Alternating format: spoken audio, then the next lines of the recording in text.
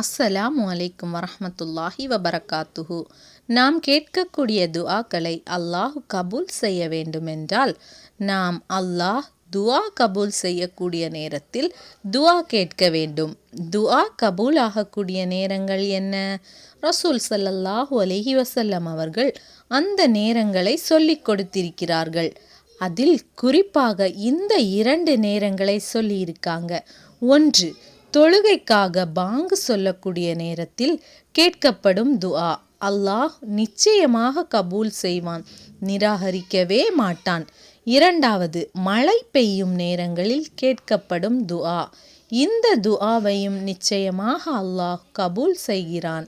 இந்த 2 நேரங்களில் கேட்கப்படும் துஆக்களை அல்லாஹ் நிச்சயமாக கபூல் செய்வான், நிராகரிக்க மாட்டான் என்று நபி ஸல்லல்லாஹு அலைஹி வஸல்லம் அவர்கள் கூறினார்கள்.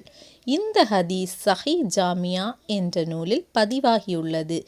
எனவே நாம் இந்த நேரங்களில் துஆக்களை கேட்க முயற்சிப்போம். அல்லாஹ் நிச்சயமாக கபூல் செய்வான். ஆமீன். அஸ்ஸலாமு அலைக்கும் வரஹ்மத்துல்லாஹி வபரகாத்துஹு.